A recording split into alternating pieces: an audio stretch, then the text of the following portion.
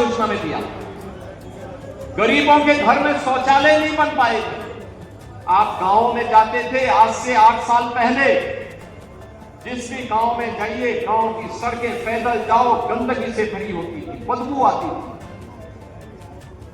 लोगों को नाक बंद करना पड़ता था। आज नहीं है, क्योंकि हर घर में शौचालय बन गया है। आज गांव साफ और सुथरे हैं, बीमारियां कम हुई हैं, शुद्ध पेयजल की व्यवस्था उपलब्ध करवाई जा रही है। पहले बिजली केवल 2, 3, 4 जनपदों को मिलती थी, अब सभी 75 जनपदों को बिजली उपलब्ध करवाई जा रही है।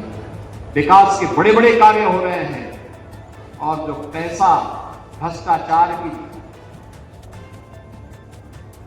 चपेट में आता था, वह पैसा विकास में खर्च हो रहा है, नौजवानों के रोजगार में खर्च हो रहा है, वह पैसा धर्मस्थलों के पुनरुद्धार के लिए खर्च हो रहा है, नए नए कॉरिडोर के विकास के लिए खर्च हो रहा है।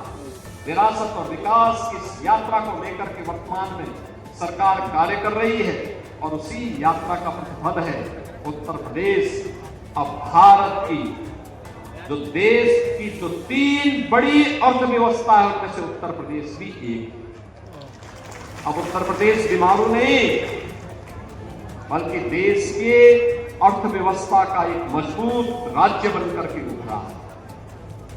भारत की अर्थव्यवस्था में मजबूती प्रदान कर रहा है और उसी मजबूत परंपरा को आगे बढ़ाने के लिए हम लोग आज यहां पर बाराबंकी में आए हैं। मुझे बहुत अच्छा लगा। बलराम दास जी अपने पूज्य गुरुदेव की स्मृति में अनेक कार्यक्रम करते हैं, धार्मिक कार्यक्रम भी होते हैं, कन्याओं की सामूहिक विवाह के कार्यक्रम भी होते हैं। हमारी सरकार ने भी तय किया, बेटी हमारे यहां तो माना जाता था, गांव की बेटी सबकी बेटी, यही तो मान्यता थी। गांव की बेटी को सभी लोग बेटी के रूप में सम्मान देते। और हमारी सरकार ने कहा कि अगर कोई माँ बाप अपनी पुत्री की शादी नहीं कर पा रहे, सरकार उनकी जिम्मेदारी।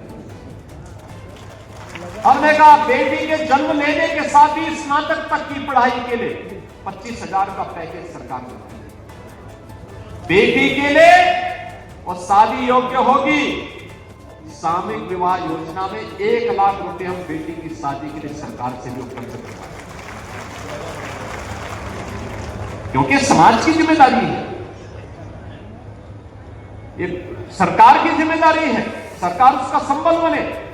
आप सोचिए 1 करोड़ 6 लाख परिवारों को, 1 करोड़ 6 लाख परिवारों को हम लोग सालाना 12,000 की पेंशन दे रहे हैं, वृद्धजनों को, निराश्रित महिलाओं को और दिव्यांगजनों को। अकेले उत्तर प्रदेश के अंदर 15 से 16 करोड़ लोग फ्री में राशन की सुविधा का लाभ प्राप्त कर रहे हैं। और उत्तर प्रदेश के अंदर हम लोगों ने आयुष्मान भारत के अंतर्गत अब तक 5 करोड़ 46 लाख से अधिक गरीबों के लिए